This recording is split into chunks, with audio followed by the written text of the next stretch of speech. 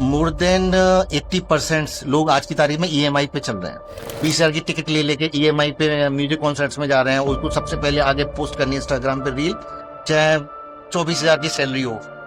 आजकल ये suicide cases इतने रैपिडली क्यों ग्रो हो रहे हैं, क्यों बढ़ रहे हैं? इनका सर मेन दो रीजन है, एक तो अकेलापन, खालीपन और ओवर एक्सपेक्टेशन।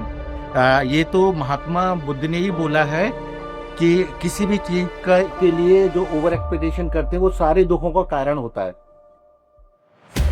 लेकिन इन सबके बीच में सबसे ज्यादा रिस्क में कौन से लोग हैं? वर्किंग प्रोफेशनल्स आ रहे हैं, स्टूडेंट्स आ रहे हैं, या घर की जो महिलाएं हैं आमतौर पर वो आ रही हैं? ये तो आजकल लगता है सारी कैटेगरी आ चुकी है। जो स्टूडेंट हैं उनके ऊपर एक तो इतना प्रेशर होता है। आप देखेंगे कि जो प्रोफेशनल में, जो स्पेशली यंग प्रोफेशनल होते हैं जो अभी भी फील्ड में उतरे हैं, तो उनके लिए भी रिस्क है, क्योंकि उनको लगता है कि कितना भी वर्क कर लें स्ट्रेस बहुत ज़्यादा हो जाता है। अब घर की महिला भी, नेचुरल सी बात है मैम, जब सब कुछ घर के जैसे 4 लोग या 5 लोग वर्किंग कर रहे हैं तो वो भी अकेले रह जाते हैं। सर, आजकल देखें तो जिम सप्लीमेंट्स और स्टेरॉइड्स का कल्चर भी बढ़ रहे हैं। आपको लगता है कि जिम सप्लीमेंट्स और स्टेरॉइड्स डेंजरस है? जो जिम स्टेरॉइड लेते हैं, जिम में जो डोज लेते हैं, ये वीकली ले लेते हैं, कई बार 3-3 दिन बाद ले लेते हैं इंजेक्शन। जिनकी टॉक्सिसिटी लेवल हो जाता है 20 टू 100 टाइम्स तक हो जाता है। अब जब कोई भी हार्मोन का सप्लीमेंट इतनी हैवी डोज में लेते हो आप, तो जो बॉडी के नेचुरल हार्मोन है वो बिल्कुल गड़बड़ हो जाते हैं। कैन यू सरप्राइज, कंपनियां मोटा मोटा मुनाफा कमा रही हैं इन इंजेक्शन से। कई कंपनी के डिविजन्स में देख रहा हूँ, जो अपनी बाकी, जैसे आप समझ लीजिए कंपनी जैसे 100 इंजेक्शन बनाती है, मैंने अभी डेटा देखा, वो एक इंजेक्शन से पतले होने वाले इतना कमा रही है जितने 99 इंजेक्शन से नहीं कमा पा रही है।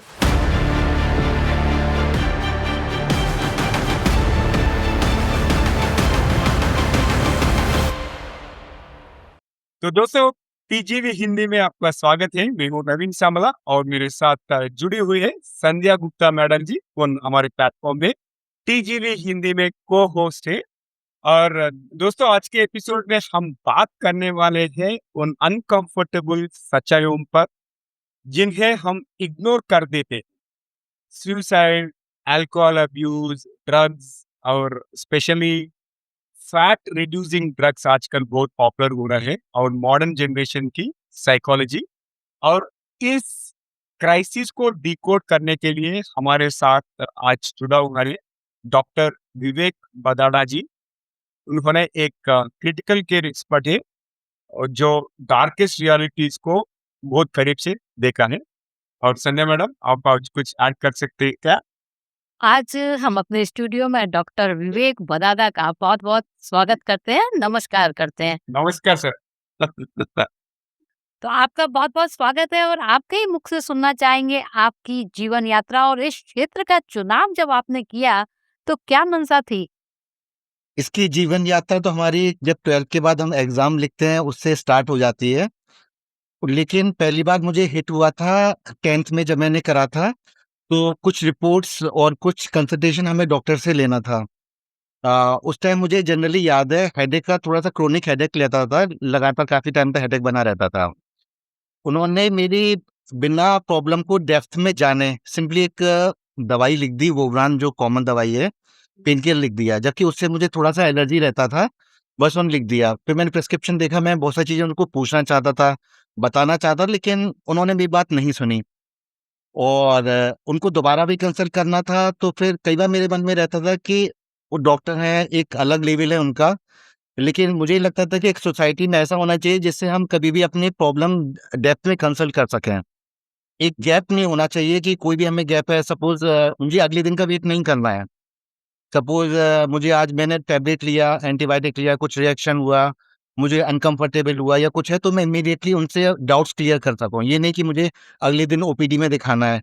कुछ हद तक चीज़ें प्रॉब्लम सॉल्व हुई थी कोरोना में कि लोग व्हाट्सएप पे कंसल्ट कर रहे थे। आजकल टेलीमेडिसिन वगैरह चल रही है, लेकिन still I am not happy with that. तो मुझे जो लगा कि सोसाइटी में कुछ ऐसा होना चाहिए, थोड़ा एक फ़ैमिलियर टाइप में डॉक्टर होना चाहिए, जो मुझे लगा एक गैप फिल हो सके। कभी भी कोई भी पूछे, अपने एटलीस्ट बेसिक कांसेप्ट को, बेसिक डाउट्स को क्लियर कर सके। तो क्या हम ये कह सकते हैं कि आवश्यकता जो थी ने एक आविष्कार को जन्म दिया है, एक डॉक्टर को जन्म उसकी ही एक बीमारी ने दिया है? ये मैम हमेशा कहा ही जाता है, ये बात सत्य है कि जो आवश्यकता होती है वो आविष्कार का जन्म देती है। जो मुझे लगा था कि सोसाइटी में गैप है वो फ़िल होना चाहिए, और उसी दिन मैंने ओथ भी लिया था कि एक डॉक्टर बनने का भी मुझे पता था बहुत चुनाव है, स्ट्रगल भी होगा लाइफ़ में, क्योंकि मेरी फैमिली में कोई भी डॉक्टर नहीं था। और बीइंग ए मिडल क्लास थोड़ी-सी इश्यूज़ भी रहते हैं, फाइनेंशियल इश्यू है, और कोचिंग का भी इश्यूज़ है, वो भी थोड़ा-सा फाइनेंशियल बर्डन है। तो मेरी सिस्टर्स भी थी, सब मैरिज लाइफ थे सब लोग, तो स्ट्रगल तो था। लेकिन फिर भी आपको, अगर आपको एक बार चाह बन जाती है तो फिर स्ट्रगल भी आपको एक पेन की बजाय एक हैप्पीनेस देना शुरू कर देता है। इस बात के लिए तो नवीन जी हम डॉक्टर बदादा के लिए तालियां बजाना चाहेंगे कि एब्सोल्युटली, संघर्ष जो है एब्सोल्युटली, हैट्स उन्होंने ऑफ, उनको एक डॉक्टर बनाया है। हैट्स ऑफ सर, आपका जो भी थॉट प्रोसेस है बहुत बढ़िया है। आई थिंक आप सोसाइटी में बहुत बड़ा प्रॉब्लम्स को सॉल्व कर रहे हैं। Thank you. इतनी लंबी शिक्षा, क्योंकि डॉक्टर के लिए अगर देखा जाता है तो पढ़ाई की जो अवधि हो जाती है, शिक्षा की जो अवधि हो जाती है, वो बहुत लंबी होती है बजाय अन्य व्यवसाय जो होते हैं उनके मुकाबले। तो क्या इस चीज से एक युवा विवेक को कभी कोई चुनौती नहीं लगी? मैम स्ट्रगल आजकल तो काफ़ी चीज़ें सॉल्व हो जाती हैं, ऑनलाइन ही आप भी देखते हैं, यूट्यूब है, ऑनलाइन बुक्स भी हैं। अब जनरली क्या होता है, जो स्पेशली जो गवर्नमेंट कॉलेजों से पढ़ रहे होते हैं, वो मोस्ट ऑफ द लोग मिडिल क्लास से होते हैं। हम लोगों की, मुझे आज भी याद है, एक बुक्स थी पैथोलॉजी की, उसकी कॉस्ट थी, फॉरेन पब्लिकेशंस आते थे ज़्यादातर, 11-12 हज़ार का पड़ता था बुक। तो हम लोग उसका ज़ेरॉक्स करा-करा के पढ़ते थे। कई बार तो एक ने ज़ेरॉक्स करा लिया, उसी की सर्कुलेट होती रहती थी पूरे बैच में। तो बहुत सारे स्ट्रगल्स पड़ जाते हैं, और खाने का भी कई बार हम लोग ऑल इंडिया सीट से ऐसी जगह मिल जाता है जो हमारे खाने का कल्चर बिल्कुल डिफरेंट होता है। मुझे आज भी याद है, मेरे साथ के 3 कलीग्स ने सिर्फ़ सीट इसलिए छोड़ दी थी क्योंकि खाना उनके कल्चर के हिसाब से नहीं था। तो ये सब चीज़ें हमें अडॉप्ट करनी पड़ती है।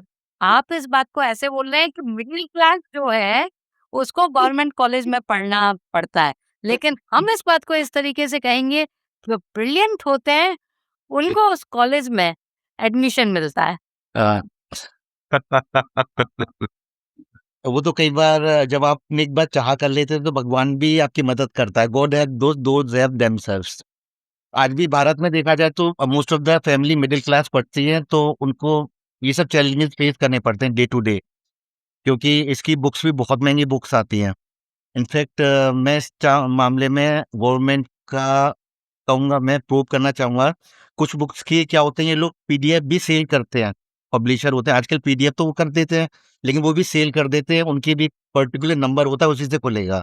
जो परचेज़ करेगा उसी के नंबर से खुलेगा। तो इनके कुछ फ्री वर्ज़न भी अवेलेबल होने चाहिए। हाँ, टेक्नोलॉजी तो बढ़ी, लेकिन अभी राइट, भी राइट। जी, लिमिटेड है, देखा जाए तो। आपका कहने का मतलब है कि मेडिकल की जो शिक्षा है इसको थोड़ा-सा आसान, सुलभ और सुचारू राइट। बना दिया जाए, जो और थोड़ा-सा ऐसा बना दिया जाए सहज, जो व्यक्ति की अप्रोच में हो जी जाए। मैम, इनफैक्ट मैंने भी ये देखा कि हमारे जो इनफैक्ट जो प्राइवेट हॉस्पिटल्स या प्राइवेट कॉलेजेस भी होते हैं, वो खर्चा जो करते हैं पर्सनल डॉक्टरों के लिए, स्टूडेंट्स के लिए उतना नहीं होता। मेन वो अपना हॉस्पिटल, कॉलेज बहुत अच्छा बना लेते हैं। सेम रूटीन सब जगह ये होता है कि हम लोगों के एक छोटे से कमरे में रुकना होता है, पानी का भी पता नहीं। हम लोगों को इतनी अर्ली मॉर्निंग निकलना पड़ता होता है कि मेस भी नहीं खुलती। कई बार तो जब छुट्टी पड़ जाती है, लंबी-लंबी दिवाली की छुट्टियाँ, वहाँ पे पोंगल होता था 5-5 7-7 दिन की, तो हॉस्टल भी बंद हो जाते थे, मेस भी नहीं होता था। तो कैन यू बिलीव, हम 5 से 6 दिन तक मैगी बना-बना के खाते रहते थे बस। तो ये सब भी स्ट्रगल हो जाता है। अब पूरे-पूरे दिन पानी का भी दिक्कत रहता है। ये मतलब ये डेली स्ट्रगल है। ये लेकिन अब बहुत अच्छा लगता है कि वो स्ट्रगल दे हैव पेड। जीवन यात्रा जो रही है डॉक्टर बदादा आपकी, तो आसान नहीं रही है, उसमें संघर्ष तो छुपे हुए थे, लेकिन कहीं ना कहीं उन्होंने जो मार्ग प्रशस्त किया वो सेवा का था। तो जो आज सेवा हो रही है वो जो है तारीफे काबिल है, और उसके लिए हम आपको सलाम करते हैं, हम आपके लिए शुभकामनाएं देते हैं, हम आपको कि आप का जो संघर्ष था, अब आप दूसरों के संघर्ष को कम करने के लिए अपनी इस यात्रा को सतत चलाते रहिए। नवीन जी, बात तो बहुत गंभीर हुई है, क्योंकि जब बात डॉक्टर के जीवन की हो तो उसके साथ गंभीरता तो जुड़ी हुई होती है। तो क्यों ना डॉक्टर के मूड को थोड़ा सा लाइक कहीं हम ऐसी जगह पर लेकर जाते हैं जहाँ आनंद आए। तो चलिए कुछ पूछिए। Right right. तो दोस्तों आज हम दबाव में मन मतलब माइंड अंडर प्रेशर, आत्महत्या और व्यसन यानी एडिक्शन और नई पीढ़ी की वास्तविकता, ये न्यू जनरेशन रियलिटीज के बारे में जानने से पहले हमारे मेहमान डॉक्टर विवेक बदाड़ा जी के दिमाग में चलिए थोड़ा गुदगुदी करेंगे। सर जी, हम कुछ यादृच्छिक शब्द और कुछ छोटे मोटे प्रश्न पूछते हैं और आपके मन में जो आता है आप उसे साझा करना चाहिए क्रिस्पली। आप ज्यादा मत सोचना, अगर आप तैयार है तो हम शुरू करेंगे। मेरे तरफ से मैं कुछ शब्द और प्रश्न पूछूंगा और संध्या मैडम भी पूछेंगे। हम अल्टरनेट करते हैं और आप तैयार है ना ये रैपिड फायर राउंड के लिए? जी साहब। तो पहला शब्द मेरे तरफ से भविष्य। मेरे हिसाब से भविष्य एक नई उम्मीद है, एक होप है, कुछ नया करने के लिए। बहुत बढ़िया। और सपना। ड्रीम एक विश्वास होता है, जैसे मेरा ड्रीम था कि कभी ना कभी पूरा होगा। स्ट्रगल है, एक विश्वास के बहुत बढ़िया। तो एक शब्द मेरे दिमाग में भी आ रहा है, डॉक्टर। इसके बारे में क्या कहेंगे? एक डॉक्टर है जो मरीज की बातें ज़्यादा सुने, एडवाइस भी दे, उसको एज़ ए फैमिली मेंबर की तरह ट्रीट करे उसको, और उसकी बातें भी सुने। उसको पहले तो सबसे पहले उसको थोड़ा-सा समय दे, क्योंकि कई बार क्या होता है कि मरीज को लगता है कि इसके लिए वर्ड-वर्ड में कहूँ कि समय देना, उसको समझे बजाय सुनने के। जो मुझे अभी भी लगता है कि कहीं न कहीं मिसिंग है ये। वन वर्ड इसका आंसर होगा समझना।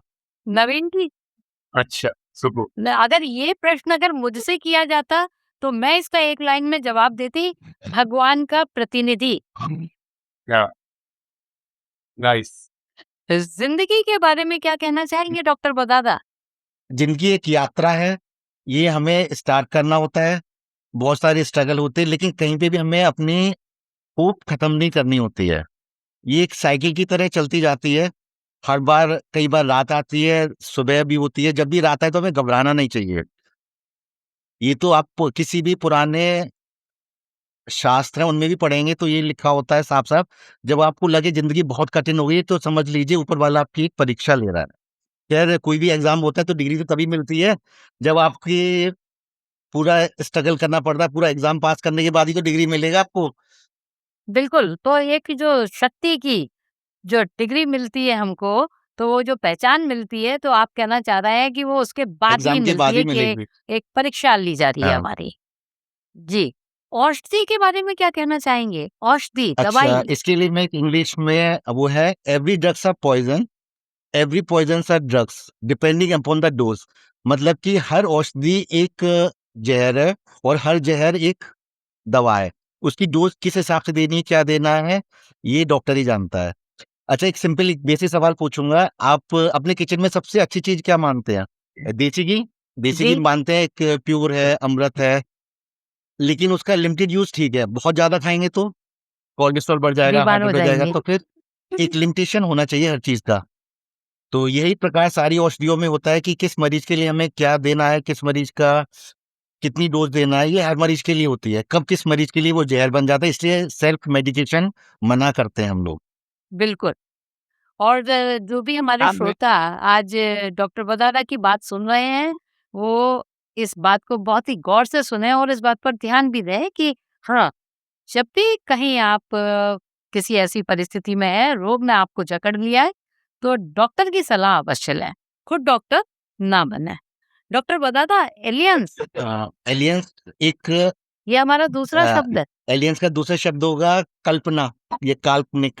अगर थोड़ा-सा फ़नी बोलूँगा, जो बॉलीवुड मूवीज़ होती हैं, इनमें ये दोस्त बन के आते हैं, जो हॉलीवुड मूवी होती है, इनमें दुश्मन बन के आते हैं, जो ये मतलब अर्थ पे कब्ज़ा करना चाहते हैं। और सही बताऊँ, आजकल की सोसाइटी में मैंने देखा है कि हम लोग अपने दोस्तों के साथ में एक एलियन बन के रह रहे हैं, और जो नहीं है उनको हम दोस्त मान रहे हैं।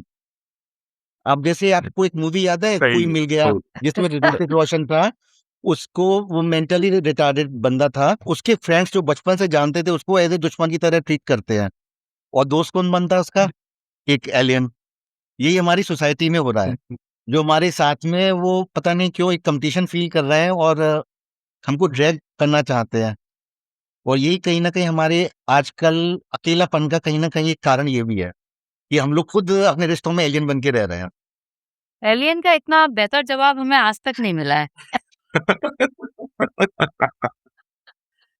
और जी नवीन जी, अगला और शब्द नेतृत्व आपकी तरफ या से नेतृत्व के बारे में क्या बोलना चाहते हैं आप? लीडरशिप। लीडरशिप मतलब एक आप इंस्पिरेशन कह लीजिए। जैसे मेरे कोई भी लीडर हैं तो मैं क्या उनसे इंस्पिरेशन ले रहा हूँ, क्या मैं सीख रहा हूँ उनसे, ये मैटर करता है। लीडर जरूरी नहीं कोई पीएम हो, सीएम हो, कोई भी किसी को भी आप लीडर मान सकते हैं। इनफैक्ट आपको लगता है जो आपके लिए आइडियल हो, आपके घर में कोई आइडियल हो, आपकी सिस्टर है, ब्रदर है, आपका फ्रेंड है, जो आपको लगता हो कि काफ़ी हद तक आइडियल है, उसको आप एक लीडर की तरह मान सकते हो आप, अपनी लाइफ का राइट। लीडर। नेक्स्ट किताब यानी बुक। अच्छा, नेक्स्ट शब्द, अगला शब्द है बुक, किताब। अच्छा किताब, बुक को 2 वर्ड में मैं डिफाइन करना चाहूँगा।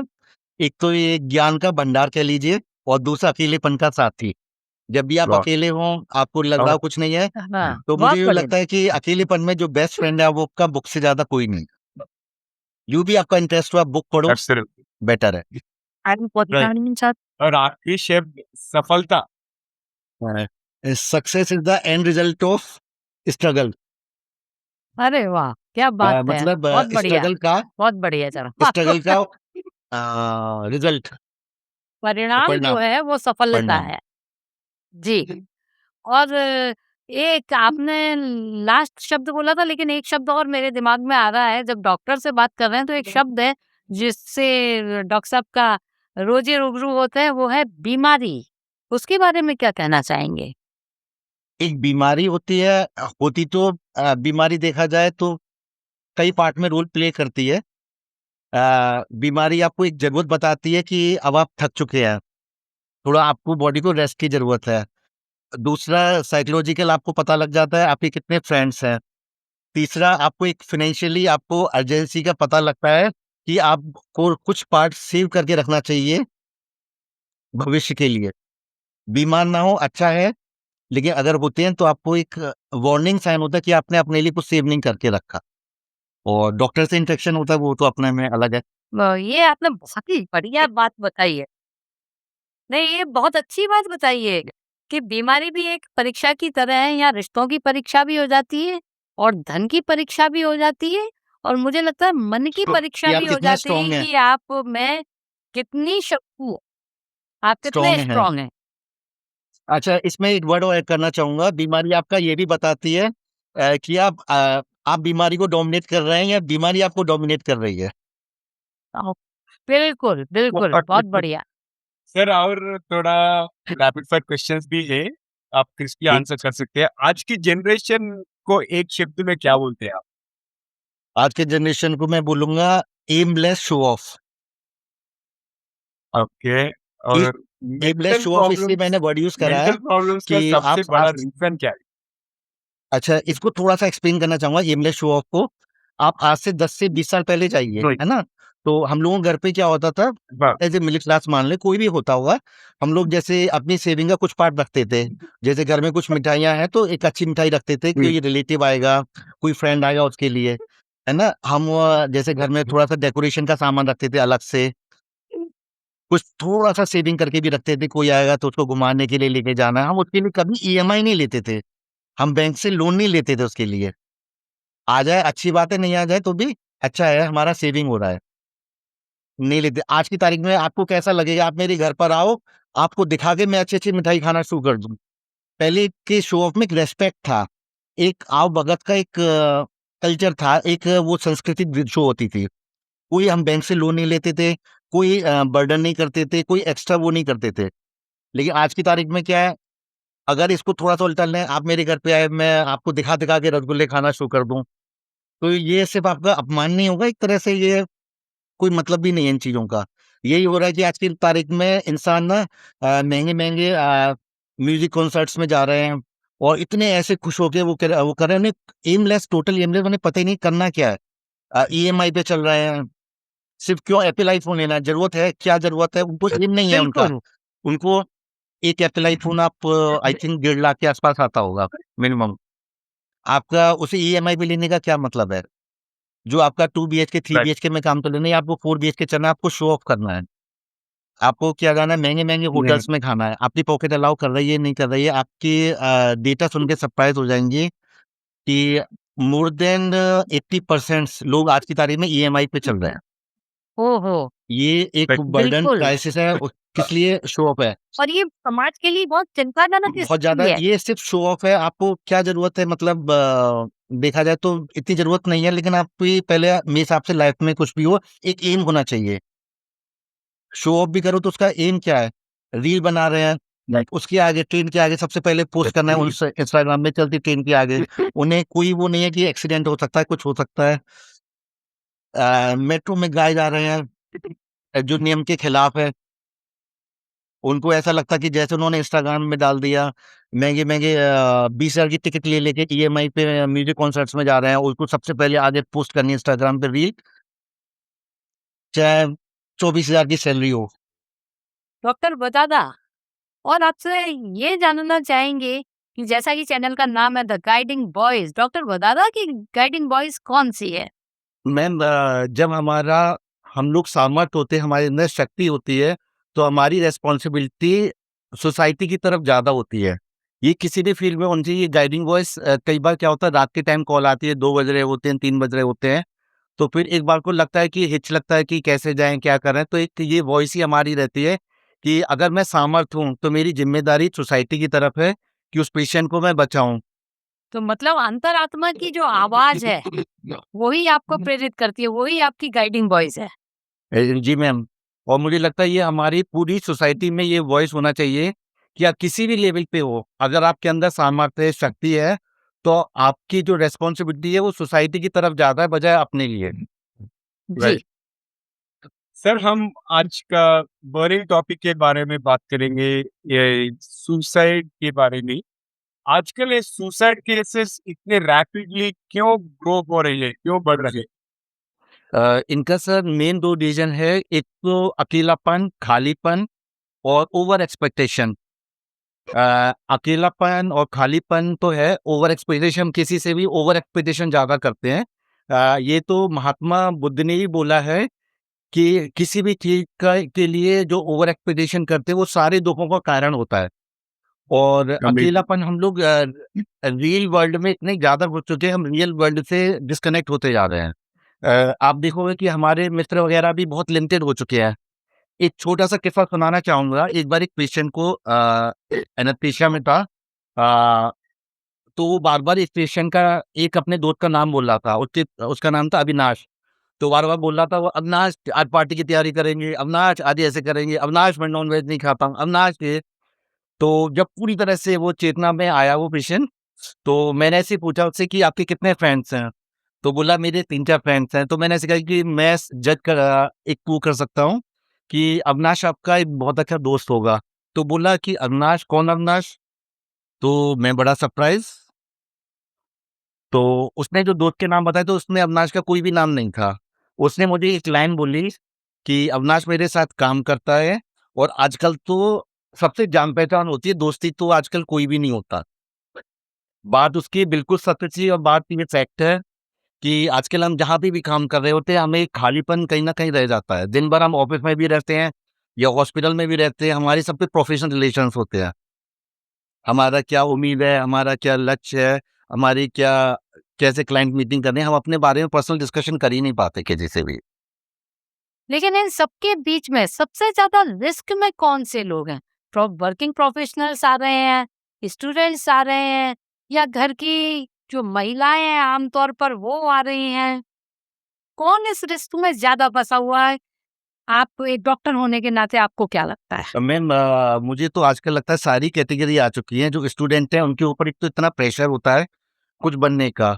एक तो कॉम्पिटिशन भी इतना ज़्यादा बढ़ चुका है, उनका एक आइडेंटिटी भी उनको गेन करना होता है, वो भी उसके भी एक रीज़न होते हैं। स्टूडेंट अपनी पढ़ाई में इतने ज़्यादा बिज़ी हो चुके हैं, जो आप देखेंगे पहले स्टूडेंट थोड़ी देर चेकिंग करते थे, फ़ोन पे भी बात करते थे, इधर-उधर की बातें करते थे। अगर आज की तारीख में देखता हूँ कि फ़ोन पे भी जो बात करते हैं, कहीं न कहीं उनका टैक्स से रिलेटेड होता है। और आप देखेंगे कि जो प्रोफ़ेशनल में जो स्पेशली यंग प्रोफ़ेशनल्स होते हैं, जो अभी भी फ़ील्ड में उतरे हैं, तो उनके लिए भी रिस्क है क्योंकि उनको एक तो पीयर प्रेशर होता है और उनके अंदर एक फोमो कहते हैं, फ़ियर ऑफ मिसिंग आउट। उनको लगता है कि कितना भी वर्क कर लें, स्ट्रेस बहुत ज़्यादा हो जाता है। एक उनको एम दे दिए, एक टारगेट दे दिया जाता है, वो उसको भी अचीव करने का होता है। एक लाइफ भी अनसर्टेनिटी लगती है उनको। अब घर की महिला भी नेचुरल सी बात है मैम, जब सब कुछ घर के जैसे 4 लोग या 5 लोग वर्किंग कर रहे हैं, तो वो भी अकेली रह जाती हैं। तो जब अकेलापन है, खालीपन है, वो अपनी बात भी शेयर नहीं कर पाती हैं। अब टीवी भी कोई कितनी देर देखेगा प्रैक्टिकली। और टीवी में भी मैम सारे आजकल देखा जाए तो डिप्रेसिव से सीरियल आते हैं। तो ये सब चीज़ें, और न्यूज़ भी आजकल ना थोड़ी-सी डिप्रेसिव न्यूज़ बनाते हैं, वो अपना मसाला बनाने के लिए। तो तो वो सब चीजें जो है वो आदमी के दिमाग पर असर छोड़ रही हैं। असर छोड़ जाती है और कहीं न कहीं एक साइकिल बनती जाती है, गोल साइकिल बनती जाती है, धीमे-धीमे, धीमे-धीमे। आपने लीच को देखा है, लीच को? मुझे जोंक, वो क्या करती है, एक हल्का-सा बिट करती है और धीमे-धीमे ब्लड सोक करती जाती है, कूटती जाती है, पीती जाती है, फिर बड़ी होती जाती है। आजकल हमारे दिमाग में विचार भी कोई भी लीच की तरह है। अच्छा। और जबकि उनको होना थोड़ा छोटा चाहिए लेकिन वो छोटा बड़े चाहिए, होते वो धीमे-धीमे बढ़ते जाते हैं। एक बार हमारे दिमाग में जो गहन कर जाती चीज़ें, उस समय के साथ बढ़ती जाती है, फिर हमारे दिमाग में पिक्चर भी जैसी बन जाती है। राइट। और वो और फिर दिमाग के वो लिए बहुत खतरनाक है। जी मैम। जी नवीन जी, अगला क्वेश्चन। सर जी, ये सुसाइडल टेंडेंसी के बारे में अर्ली साइंस क्या होता है, जो लोग अक्सर इग्नोर करते हैं? सर ये चीज़ें जो इंसान, पहली बात तो इंसान को स्वयं सोचना पड़ेगा, वो उनने इन चीज़ों से बाहर आना ही नहीं आना। वो सोचता है सब कुछ ठीक है। ये उसका सबसे समझ ज़्यादा बड़ा मिसपरसेप्शन होता है। मतलब वो अपने आप को धोखे में रखना चाहता है कि सब कुछ अच्छा। सही है। जब तक उसे ये मानना नहीं पड़ेगा, जब तक वो मानेगा नहीं कि मुझे इन चीज़ों से, जो मैंने एक अपने आस-पास एक सराउंडिंग वर्ल्ड बना लिया है, उसे मुझे जब तक बाहर नहीं आऊँगा, तब तक उसके लिए बहुत मुश्किल हो जाएगा। आप अभी छोटा-सा किस्सा सुनाता हूँ। अभी रिसेंटली हम लोग काफ़ी टाइम बाद मिले थे, कई सारे फ्रेंड्स। तो ये 2 घंटे मिले थे। उसके बाद जब बोलते हैं कि हमें मीटिंग में आज बहुत मज़ा आया, तो मैंने उनसे बोला, मीटिंग मीटिंग आज कहाँ हुई हमारी? हमारी तो मीटिंग हुई नहीं।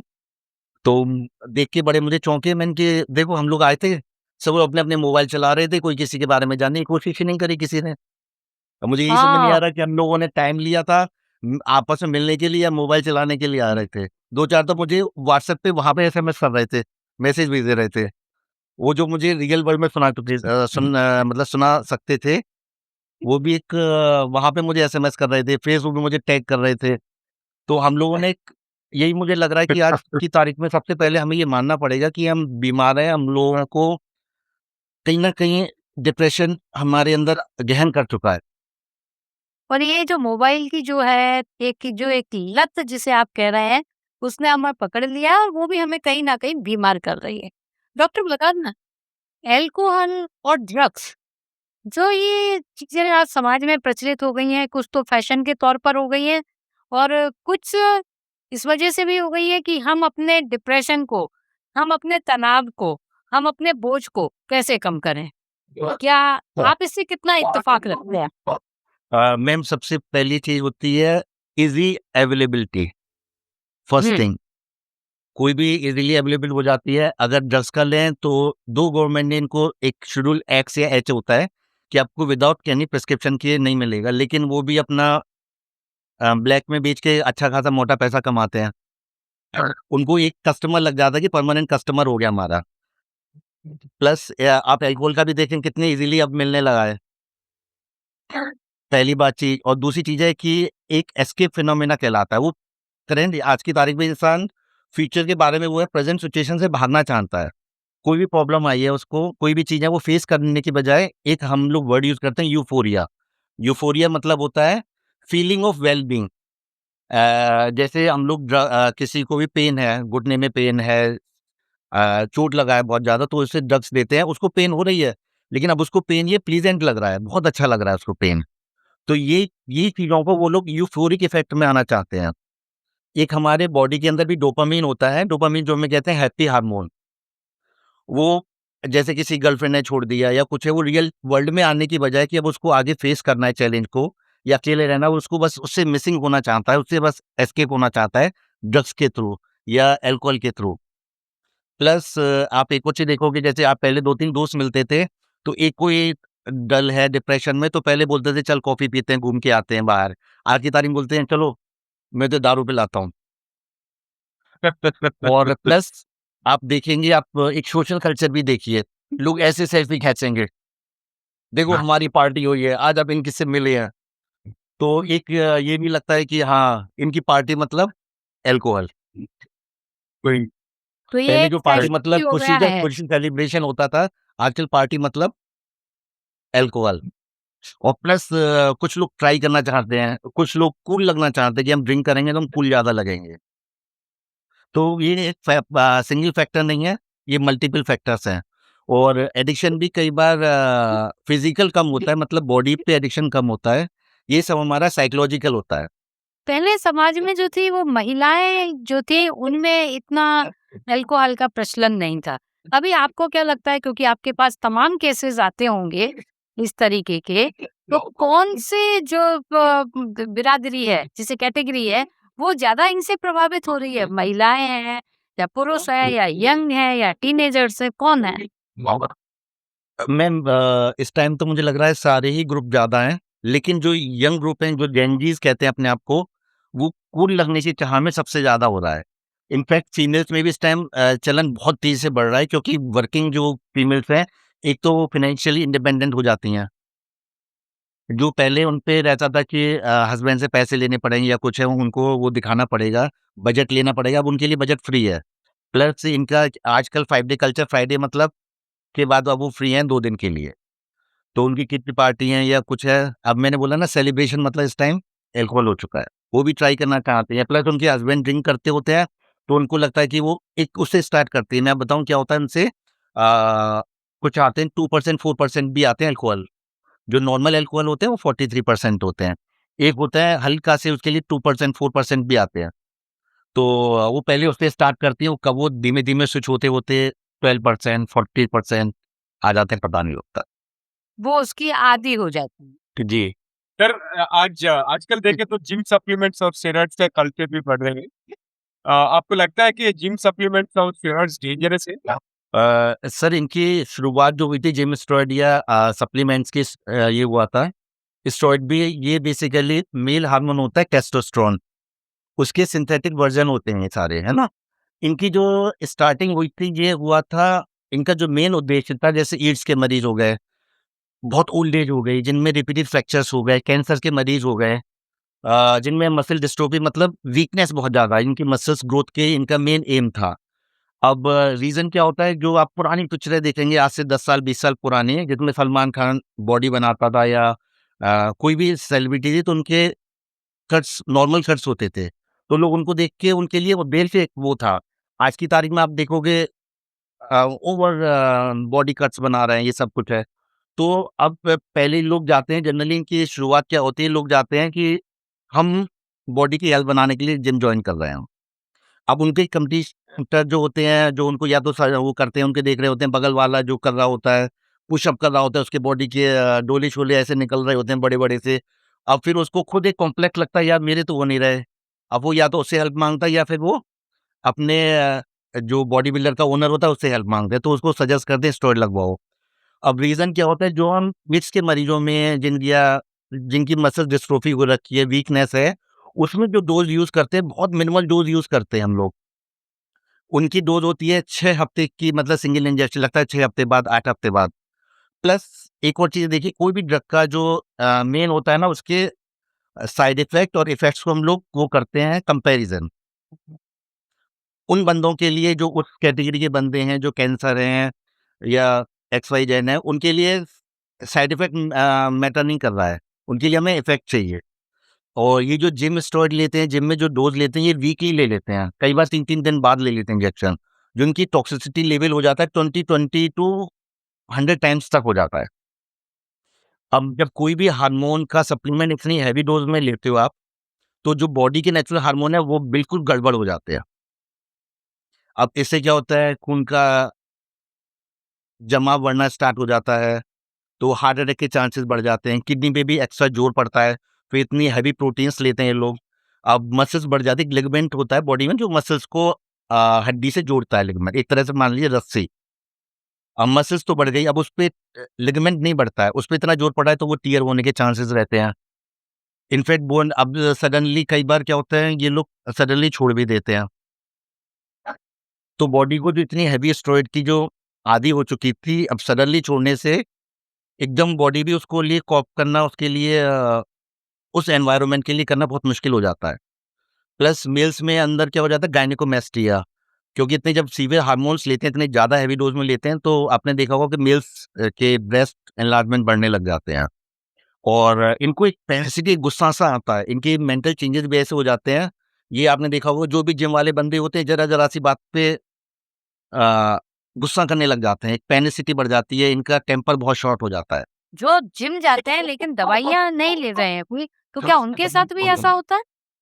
मैम आज की तारीख में तो मुझे लगता है रेयर ही है। वो जॉइन उनका उद्देश्य ये होता है कि हम बॉडी की हेल्थ बनाएँगे, हम सिर्फ़ अब बॉडी की हेल्थ के लिए जा रहे हैं। लेकिन वो इस हिसाब से मैनिपुलेट कर देते हैं, इतना आपको ब्रेन वॉश कर देते हैं, आपको इतना कंपैरिज़न आ जाता है कि आप चाहते हुए, ना चाहते हुए भी या तो प्रोटीन बार के रूप में, महँगे-महँगे पाउडर्स के रूप में वो ले लेते हैं। और मेरे कई लोगों से ऐसी मैंने बात करी तो उन्होंने कबूला कि हाँ, वो ले रहे हैं। लेकिन आपकी नज़र में ये कितना उचित है और कितना अनुचित है? मैम पहली बात तो मैंने कहा था ना, एक वर्ड मैंने यूज़ किया था, एमलेस। आज की तारीख में जो हो चुके हैं एमलेस हैं। पहली बात तो मैं कह रहा हूँ, जिम जाना अच्छी बात है, आपका एक शेड्यूल बनना है, लेकिन आपका उद्देश्य क्या है पहली बात तो? सबसे पहले हमें उद्देश्य को किसी भी लाइफ में कोई भी चीज़ों में एक उद्देश्य को करना चाहिए। अगर जैसे मैं डॉक्टर मैं जिम जा रहा हूँ तो मुझे पता है कि मुझे अपना वर्किंग देखना है, मुझे मॉडलिंग नहीं करनी है। तो मुझे मन में जब तक मेरे उद्देश्य रहेगा कि हाँ, मुझे बॉडी के लिए करनी है, बेसिक एक्सरसाइज़ करनी है, कार्डियो एक्सरसाइज़ करनी है या रूटीनली करना है, तो ठीक है, मुझे एम दिमाग में सेट होना चाहिए। जब मेरा एम सेट होगा, तो कोई भी जिम ट्रेनर होगा, मुझे कितना भी प्रलोभन देगा, मुझे कोई फ़र्क नहीं पड़ेगा। अब रीज़न क्या है, कोई भी ऑलरेडी जब 8-8, 9-9 घंटे की ड्यूटी करके जा रहा है। ये रूटीन मैं बता रहा हूँ मैम, हम लोग कितने मॉडल्स हैं, गिने-चुने 1000 में से 1 मॉडलिंग कर रहा होगा, लेकिन जी, 999 लोग अपनी वर्किंग कर रहे होंगे 8 घंटे की, 9 घंटे की। जी। अब इतनी वर्किंग के बाद वो भी एक शॉर्टकट चाहते हैं कि हमारी बस बॉडी बन जाए, हम अच्छा दिखें। तो उनमें पहले आ जाए क्यों और आगे क्या करना है, उनका एक एम आ जाएगा, तो फिर जिम ट्रेनर्स का वो सॉर्ट आउट हो जाएंगे कि नहीं उनको सप्लीमेंट देना है कि उनको नहीं देना। तो काफ़ी हद इसी तक इसके साइड इफ़ेक्ट को हम लोग रोक सकेंगे। हमारा किसी भी चीज़ में अगर ज़िंदगी में एम हो ना, सेट हो, तो फिर हुँ, हमारी चीज़ें काफ़ी हद तक ना ठीक हो फाइन हो सकती हैं। जाती हैं। अच्छा, इसके साथ ही एक और बात मेरे ज़हन में आ रही है, जैसे मोटापा कम करने की दवाइयाँ, जी मैं लंबाई बढ़ाने की दवाइयाँ, युवा रहने के लिए विभिन्न तरीके के इंजेक्शंस लेना, सर्जरी करवाना, वो कितने जायज़ हैं और कितने अनुचित हैं? मैंने कहा ना, हर चीज़ का एम सेट होना चाहिए। अगर आपके डॉक्टर ने आपको एडवाइस करा है, कई बार मरीज़ होते हैं जिनकी शुगर अनकंट्रोल हो जाती है। अब उनको दवाई काम नहीं कर रही है, तो उनको सर्जरी, हम बैरेटे सर्जरी कहते हैं, मतलब पतले होने की सर्जरी, और पतले होने के इंजेक्शंस भी हम लोग एडवाइस करते हैं। ये मेडिकल ट्रीटेड होता है, वो बहुत सुपरविज़न में होते हैं। जब फैट कम हो जाता है, 10 से 15 किलो कम हो जाता है, तो ऑब्जर्वेशन में रहते हैं डॉक्टर्स के में, तो हम लोगों को डोज़ उनके आधार पे जज करते हैं। अभी उनके लिए साइड इफ़ेक्ट से ज़्यादा उनके लिए इफ़ेक्ट ज़रूरी है। अगर नहीं मोटापा कम करेंगे तो उनको हार्ट अटैक है, और भी बीमारियाँ हैं। आपने देखा होगा बहुत मोटी-मोटी औरतें हो जाती हैं जो चल तक नहीं पा रही हैं। तो उनके लिए जस्टिफाएबल है ये, क्योंकि उनके लिए अगेन हमें साइड इफ़ेक्ट ज़्यादा, इफ़ेक्ट हमारे लिए ज़रूरी है।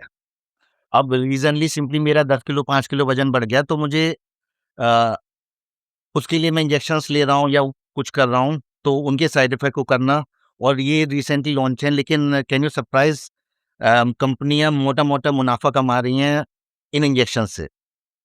कई कंपनी के डिविज़न्स मैं देख रहा हूँ, जो अपनी बाकी, जैसे आप समझ लीजिए, वो कंपनी जैसे 100 इंजेक्शन बनाती है। मैंने अभी डेटा देखा, वो 1 इंजेक्शन से पतले होने वाले जितना कमा रही है, जितने 99 इंजेक्शन से नहीं कमा पा रही है। और जब जब भी आपका 10 से 15 किलो वज़न बहुत ड्रास्टिक लॉस करते हैं, बेसिकली इनका काम क्या होता है, ये आपकी भूख खत्म कर देते हैं। आपको ब्रेन के अंदर फुलनेस देते हैं कि हमारा पेट भरा हुआ है। अब इंटेस्टाइन के आंतों का मूवमेंट स्लो हो जाता है, तो कई बार वो रुकावट तक आ जाती है, अगर आप अनप्रिस्क्राइब्ड लेंगे। अब सिंपल वेलनेस क्लिनिक खोल-खोल के बैठ गए, जहाँ पर कोई भी डॉक्टर नहीं है दूर-दूर तक, या ब्यूटी पार्लर जो खोल के बैठी हैं, वो एडवाइस कर रही हैं, तो कहाँ तक उनको नॉलेज है। अब जब भी इतना फैट तेज़ी से लॉस होता है तो मैम सिर्फ़ एक ये लॉस नहीं होता फैट, मसल्स भी लॉस होती हैं, बोन्स भी लॉस होती हैं। अब भूख तो मुझे टोटली खत्म हो गई ना, तो मुझे क्या फ़र्क पड़ेगा कि मुझे दूध पीना है, कि मुझे रोटी खानी है, कि आइसक्रीम खानी है। तो मुझे सब चीज़ से ऐसा लगेगा अब नहीं खाना। तो वेट लॉस होगा, वेट के साथ बोन्स भी लॉस होंगी और मसल्स भी लॉस होंगी। तो समझ लीजिए फ्रैक्चर भी हो सकते हैं। आपको जो मोस्ट कॉमन कॉज़ है, साइड इफ़ेक्ट है, पित्ते में पथरी हो जाती है। क्योंकि बॉडी में इतने तेज़ी से फैट मेल्ट होता है, एकदम ये समझ लीजिए जैसे किसी बंदे को एक बंद कमरे में मैं कर दूँ, खाना-पीना कुछ ना दूँ उसको। तो पित्ते में पथरी होने के चांसेस बहुत ज़्यादा हो जाते हैं।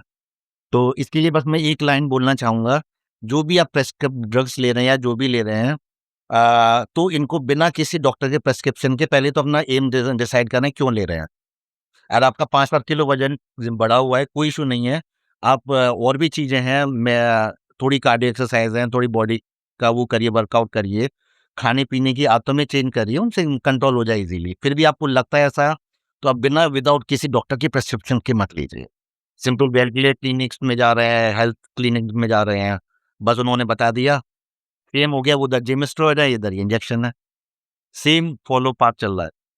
नहीं मैडम, अभी तो समय आ चुका है एपिसोड में और थोड़ा मसाला ऐड करके स्पाइस अप करने का। हम दूसरा रैपिड फायर राउंड शुरू करते हैं।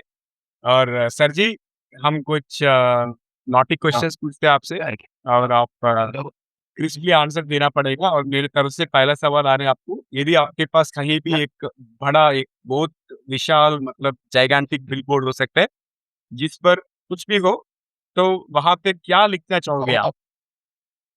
उसके लिए मुझे दिमाग में एक लाइन आ रहा है, हर रात के बाद सवेरा होता है। बहुत बढ़िया। या फिर ये भी लिख सकते हैं आप कि अंत का मतलब नई शुरुआत भी होता है। कई बार हमारी बहुत लाइफ में बढ़िया। लगता है कि अब कुछ हो गया, आप एक सिंपल सूरज को देखिए, उससे ज़्यादा चैलेंज कौन होगा? वो सुबह पूरी उसमें आता है, फिर दोपहर को तेज प्रकाश में आता है, रात को उसे हर रात से गुज़रना होता है। कई बार गहरे बादलों से गुज़रना पड़ता है, लेकिन उसका प्रकाश कम नहीं होता। तो कभी भी लाइफ में डिप्रेसिव मोड लगे, तो हमें ये ना समझना चाहिए सब कुछ खत्म हो गया। एक छोटी-सी कहानी बोलना चाहूँगा, बहुत छोटी-सी कहानी नहीं, रियल है। कोई गुफ़ा होती है, कई बार आपने देखा होगा कई लोग गुफ़ा में बंद हो जाते हैं। तो मालूम है वो क्या सर्च करते हैं गुफ़ा के अंदर? बताइए, सोच सकते हैं क्या? एक वो छेद सर्च करते हैं जहाँ से प्रकाश आ रहा हो। वो उनकी उम्मीद होती है। ऐसे बिल्कुल। ही हमारी लाइफ में लगता है सब कुछ जहाँ अंधेरे में है, तो मे बी उस लाइट को सर्च करना चाहिए कि जहाँ से हम बाहर निकल सकें। वही हमारे लिए एक उम्मीद होती है। बहुत ये बढ़िया। हमारे बहुत रिश्तों में भी हो सकता है, जब भी हमें लगे सब हमारे अगेंस्ट है, तो हमें उनमें एक गुफ़ा के जैसे हम बंद हैं, तो हमें उस किरण को, एक सिंगल किरण को सर्च करना चाहिए। कौन बंदा हो सकता है हमारा? वो कोई भी हो सकता है। बिल्कुल सही। और दूसरा सवाल, अगर आपको किसी सेलिब्रिटी के साथ डेट करना हो तो कौन होगा और क्यों? मुझे सुष्मिता सेन बहुत फ़ेवरेट लगती है। ये नहीं कि वो मिस यूनिवर्स हो, लेकिन उनकी आप रियल लाइफ़ भी देखोगे ना, उन्होंने बाउंस बैक करा है। उनको एक बीमारी थी, कुशिंग सिंड्रोम। एक जिसमें होता है बहुत हेवी डोज़ में स्टेरॉइड लेने पड़ते हैं। नहीं लोगे आपकी डेथ हो जाएगी। वो बीच में गायब भी हो गई, लेकिन अब फिर उन्होंने बाउंस बैक करा है बहुत उन्होंने। पर्सनल लाइफ़ में भी बहुत स्ट्रगल करा है और उनकी आप कभी भी ये इंटरव्यू भी सुनोगे, मुझे एक लाइन उनकी बहुत याद आती है कि ये दुनिया कभी कई बार आपसे सवाल पूछेगी, बहुत ऊट-पटांग सवाल पूछेगी, लेकिन आपको जो उत्तर देना है, बहुत सोच समझ के उत्तर देना है। क्यों? आज से 5 साल बाद, 10 साल बाद दुनिया उनके सवाल याद नहीं रखेगी, आपके जवाब याद रखेगी। जवाब याद रखेगी। बहुत बढ़िया। हाँ, और हम भी डॉक्टर बनाना के जवाब याद रखेंगे। Thank you. अगर कोई फ़िल्म बनाने का मौका मिले, किसी फ़िल्म का रीमेक बनाने का, तो डॉक्टर बनाना, उसमें आप कौन-सा रोल प्ले करना चाहेंगे? वैसे राजेश खन्ना के बराबर तो नहीं हूँ मैं कहीं पे भी, दूर-दूर तक, लेकिन मैं आनंद में पार्टिसिपेट करना चाहूँगा। विशेष कारण?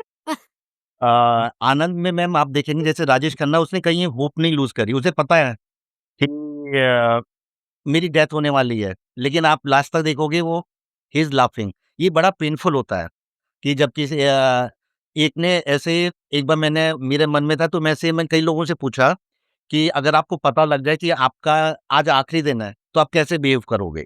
मुझे बस एक बंदे ने सैटिस्फाई आंसर दिया, उसने बोला कि मैं किसी ने बोला मैं अपने दोस्तों के साथ मिलूँगा, किसी ने बोला मैं घरवालों को करूँगा, मिलूँगा, किसी ने बोला मैं पार्टी दूँगा, किसी ने बोला ये करूँगा। सिर्फ़ एक बंदे ने मुझे बोला कि मैं कुछ भी नहीं करूँगा, मैं जैसे लाइफ़ जी रहा हूँ वैसे ही जीऊँगा। अरे वाह! क्या बात है, बहुत बढ़िया, बहुत अच्छा। और सर जी, अगर आप एक दिन के लिए नियंता यानी डिक्टेटर बन के ऐसा नियम बनाने के मौका मिला, जिसे सभी को मानना होगा, तो आप कौन-सा नियम बनाओगे आप? मैं ये कहूँगा कि जो भी वर्किंग है, नॉन वर्किंग है, जो भी है, अब रूल तो सबको फ़ॉलो करना पड़ेगा मेरा। मैं इनको बोलूँगा अपनी जो भी प्रॉब्लम है, आपने डे में फ़ील करी है मतलब आपको जो महसूस हुई है, एक डायरी पे लिखिए और उस प्रॉब्लम को 10 बार लिखिए। जब आप 5वीं छठी बार लिखोगे तो आपको खुद लगेगा प्रॉब्लम नहीं है। हमारी लाइफ़ में यही होता है कि हम लोग समस्या तो सब सोचते हैं और बड़ी समस्या सोचते हैं, लेकिन समाधान के बारे में कभी नहीं सोचते। अगर हम समाधान पे भी काम करेंगे तो काफ़ी बेटर हो जाएगा। हम लोग एक प्रॉब्लम से और प्रॉब्लम सोच लेते हैं और प्रॉब्लम सोच लेते हैं, ये हमारी फिर एक वो बन जाता है। एक जैसे स्नेक्स का वो देखा है, कई सारे स्नेक चिपक जाते हैं, तो आपस में गुत्थ से बन जाता है, फिर हमें उनका जस्टिफाई करना मुश्किल हो जाता है, कौन-सा स्नेक्स का हेड है, कौन-सा स्नेक्स का टेल है, यही हमारी प्रॉब्लम के साथ में होता है। एक छोटी-सी कहानी बताऊँगा मैं। एक बार एक शिष्य था, एक गुरु थे, तो गुरु का आदेश था कि आप साल में सिर्फ 2 वर्ड्स बोल सकते हो।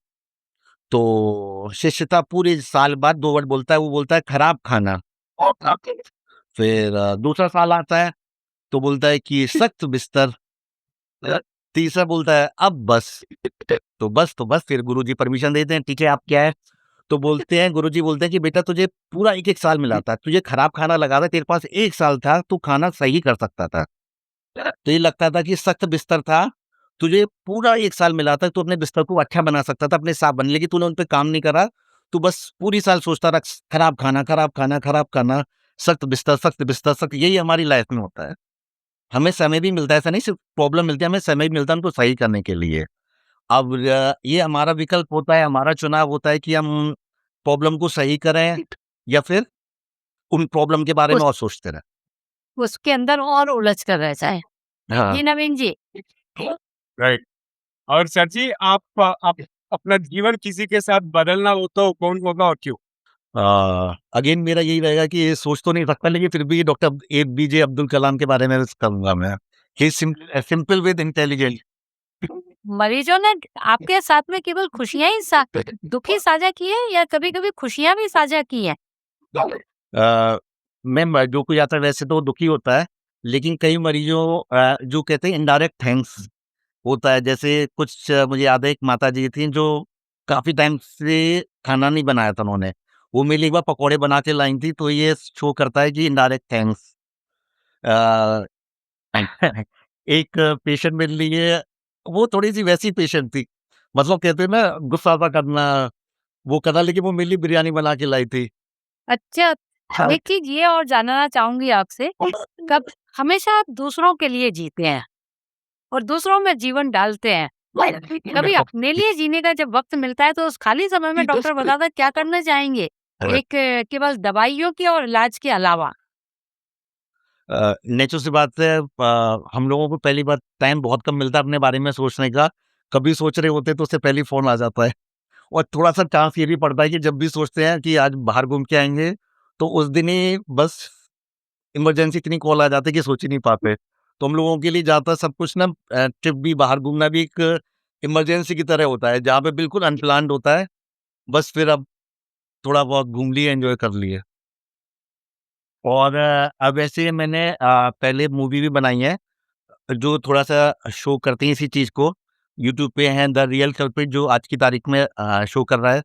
प्लस उसके लिए एसिड अटैक सर्वाइवर के लिए उसका नाम था कफन से शक्ति फासें। जिसमें एक लेडीज़ के लिए सिर्फ़ ये नहीं दिखाया कि ये है, बल्कि ये दिखाया है सोसाइटी उसको ड्रैग करना चाहती है, पीछे करना चाहती है। और तरह-तरह के उसमें क्वेश्चन्स थे कि आपको बाहर नहीं जाना चाहिए था, आपको इस तरह के छोटे कपड़े नहीं पहनने चाहिए थे। जो उस लेडी ने फिर आंसर करे हैं, जवाब करे हैं, वो रियली सुनने लायक है। अरे वाह! बहुत बढ़िया। मतलब डॉक्टर बताना के अंदर क्रिएटिविटी अ, भी एक बिल्कुल फूट-फूट के भरी हुई एक है। डायलॉग जो मेरा फ़ेवरेट है मैम, वो तो मतलब अभी भी मेरे रोंगटे खड़े कर देता है। उसमें ये था कि माँ-बाप लड़कियों को पैदा होते ही इसलिए मार देते हैं क्योंकि वो चाहते हैं कि वो नहीं चाहते कि अपने कलेजे टुकड़े को इस तरह की हैवानियत का शिकार होना पड़े। तो ये थोड़ा-सा सोचने पे इंसान को मजबूर कर देता है कि फीटिसाइड वगैरह वो होते थे, ये आज की तारीख में देखो तो इंसाफ के नाम पे क्या ही मिलता है मैम, सिर्फ़ कोर्ट के चक्कर। कौन सा ऐसा चमत्कार है जो आपने अपने कार्य के दौरान देखा हो? मैम वैसे हम लोग चमत्कार पे बिलीव तो नहीं करते, लेकिन लिटरली मैंने काफ़ी चमत्कार फेस करे हैं। मुझे लगता है कि कई बार कोई है शक्ति जो ये सब चीज़ें कर रही है। जैसे एक पेशेंट था जिसकी उम्मीद नहीं थी, बिल्कुल भी उम्मीद नहीं थी इसको। हम मैंने भी बोल दिया था अटेंडेंट से कि आप ले जाइए, बेकार खर्चा न करना बेकार है। सडनली वो एकदम ओवरनाइट इम्प्रूव कर गया, जिसका ब्लड प्रेशर भी नहीं आ रहा था, दवाइयों से ब्लड प्रेशर आने लगा, सब कुछ है। फिर उसने मुझे जो कहानी सुनाई थी कि ऐसे मुझे कई बार लगा ये आपको मेरी बातें थोड़ा हाइपोथेटिकल लगेंगी, लेकिन उसने जो बताया सेम था कि जो आप लोग कहानी वेदों में सुनते हैं, आप देखेंगे ना एक अमेरिका की इनफैक्ट एक वो भी वो रजिस्टर्ड है वेबसाइट नियर डेथ एक्सपीरियंस, जिसमें वर्ल्ड के कई लोगों ने अपने वो कराए हैं जो मर चुके थे, लेकिन फिर जब दोबारा उनमें जिंदा हुए तो उन्होंने सेम बताया जो हमारे हिंदू कल्चर में बताया जाता है कि ऐसे गए, एक अंधेरे में गए। और इनफैक्ट चाइना ने इस चीज़ का फ़ायदा उठाया, उसने एक वो बना दिया सुरंग से डेली बहुत तेज़ी से आप वो बोलता है कि आप लोग स्वर्ग के दर्शन करो, जिसकी हेफ़्टी अमाउंट ऑफ उन्होंने बहुत वो रखा है, फ़ीस रखी है, आप उसमें बैठो झूले में, जो बहुत तेज़ स्पीड से चलती जाएगी अंधेरे में और फिर आपको एक ऐसी जगह ले जाएगी, सुसाइड पॉइंट टाइप में। ओह! अच्छा, तो आप देख ओके, सकते ओके। हैं नियर डेथ एक्सपीरियंस अभी रिसेंटली हम लोगों ने कॉन्फ्रेंस अरेंज करी थी, तो इसमें नियर डेथ एक्सपीरियंस लोगों ने अपने शेयर करे थे। ज़्यादातर रियल थे, सब लोगों ने रियल थे। मैंने भी अपना ये वाला एक्सपीरियंस शेयर करा था कि जैसे एक पेशेंट के साथ था जिसमें कई लोग कोई उम्मीद नहीं थी, सब कुछ था, लेकिन हुँ, अचानक से सही हो जाना ये किसी चमत्कार से कम नहीं था कब ये। नहीं। जी, राइट। नवीन जी, हम समापन की हाँ, तरफ और आखिरी सवाल सर यही पूछना था, अभी जो उभरते हुए युवा हैं उनको आप क्या सलाह देना चाहेंगे? What is your message to youngsters? सबसे पहले ये मैं बोलूँगा सर्च योर एम। आपका जीवन में अच्छा, उद्देश्य क्या है? आप कुछ भी जा रहे हैं, आप सोचिए कि मुझे सपोज़ बॉम्बे जाना है, तो मेरा एम है ना बॉम्बे। ऐसा थोड़ी कि मैं स्टेशन पे चला जाऊँगा और फिर मैं देखता रहूँगा कि कोई भी ट्रेन बैठेगी उसमें बैठ जाऊँगा, लेकिन आजकल एग्ज़ैक्ट यही हो रहा है।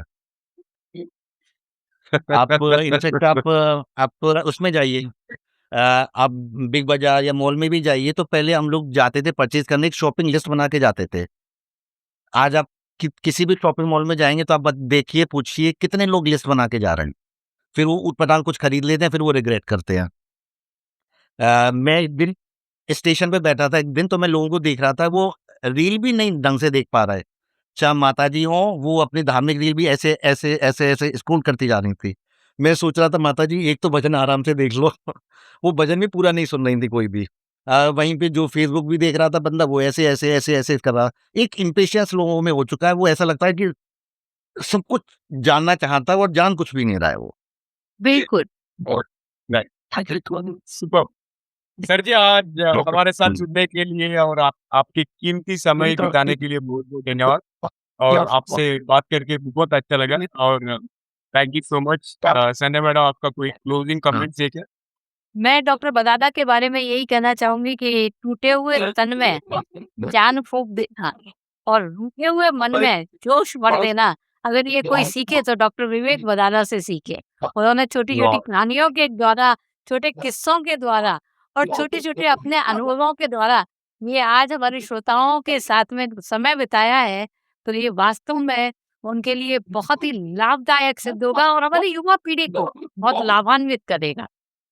इसके राइट, लिए एक वर्ड बोलना चाहूँगा मैम, कई बार हम चीज़ों का चुनाव नहीं करते, चीज़ें हमारा चुनाव करती हैं। हमारा चुनाव करते हैं। हाँ, कई बार डिपेंड करता है, अगर हम गुस्से को अपना वो नहीं करेंगे, उसको लिमिट नहीं देंगे, तो गुस्सा हमें कंट्रोल कर लेगा। राइट, जी, हम अपनी सुपर्ब! उम्मीदों को कंट्रोल नहीं करेंगे, तो कहीं न कहीं उम्मीद हमें कंट्रोल कर लेंगी। क्या उम्मीद हमने। तो मन हम को जो अच्छे है मार्ग वो पे हमें चलते हैं, अगर नियंत्रण हम में अच्छा मार्ग नहीं चुनते ज़िंदगी में, तो गलत मार्ग हमें एकदम चुन लेता है। क्योंकि वो तो स्पेस खाली हो जाती है। हाँ, तो वो ये गलत मार्ग चुन लेता है, तो फिर मुझे भी लगता है कि जो भी मैं हूँ, सिर्फ़ मैंने नहीं चुना, कई बार ऊपर वाला भी हमें चुनता है कि किसको राइट, हमें कौन-सा चीज़ें देनी है। कौन-सा हम ठीक है। सोसाइटी के लिए कर सकते हैं। और ये अंत में यही बोलूँगा ये मेरा बिल्कुल जो आपने वॉइस बोला था अभी भी जब भी हमें सामर्थ हो, तो हमारी ज़िम्मेदारी सोसाइटी की तरफ बढ़ जाती है। ये हर फ़ील्ड में है मेरी फ़ील्ड में, आपकी फ़ील्ड में, सबके लिए ही बढ़ जाता है। ऑलराइट, तो दोस्तों ये था आज का हमारा एपिसोड डॉक्टर विवेक बदादा जी के साथ। और आज का एपिसोड आपको पसंद आए तो अपने 3 करीब लोगों से भी शेयर कीजिए। शायद उन्हें भी कोई फ़ायदा हो या इनमें भी उन्हें भी कोई टिप्पणी पसंद आए। तो धन्यवाद। और आज का सामान्य ज्ञान सुनेंगे। आज का सामान्य ज्ञान स्टेरॉइड के बारे में। तो दोस्तों स्टेरॉइड का विकास यानी डेवलपमेंट सर्वाइवल मेडिकल उद्देश्यों के लिए किया गया था ओरिजिनली, ना कि it is not for muscles. Okay, originally it was intended for medical survivors. और 1930 में steroids actually serious medical problem के लिए बनाए गए थे, जैसे मसल लॉस, लेट प्यूबर्टी या इलनेस से रिकवरी, जिन्हें बॉडी बिल्डिंग के लिए नहीं बने थे। और दूसरा फैक्ट ये कि वर्ल्ड वॉर 2 के टाइम पर नाजी जर्मनी में टेस्टोस्टेरोन का यूज सोल्जर्स को ज़्यादा एग्रेसिव और पावरफुल बनाने के लिए ट्राई किया था। और ये स्टेरॉइड्स का ओनली नॉन मेडिकल यूज था। और आखिरी फैक्ट है कि बॉडी बिल्डिंग में स्टेरॉइड्स का क्रेज 1950 से 1960s के बाद स्टार्ट हुआ, जब एथलीट्स ने परफॉर्मेंस बढ़ाने के लिए उसे यूज करना शुरू किया। मतलब इन्वेंशन के काफी टाइम के बाद उनका उपयोग हुआ। तो ये था आज का सामाजिक ज्ञान। हम यहीं पर समाप्त करते हैं आज का एपिसोड। टीजीबी हिंदी में ट्यून करने के लिए बहुत बहुत धन्यवाद। तो दोस्तों आज की बात सिर्फ सुनने के लिए नहीं थी, समझने के लिए थी। और याद रखिए, मदद मांगना कमजोरी नहीं बल्कि साहस है। अगर इस एपिसोड ने आपको सोचने पर मजबूर किया है तो इसे कम से कम एक ऐसे व्यक्ति के साथ साझा करें जिसे इस बातचीत की आवश्यकता हो सकती है। और जागरूक रहे, जुड़े रहे। अब आपको अगले एपिसोड में मिलेंगे। मैं हूं नवीन सामूला, आपका हमसफर यही भी रहेगी। और ये कोशिश कई लोगों की जिंदगी में कुछ अमूल्य बातें पहुंच जाए। तो अब ये बात तक के लिए नमस्ते और धन्यवाद। सुनते रहिए, देखते रहिए टीजीवी हिंदी आपके बेहतर भविष्य के लिए। Take care, love you all, bye bye.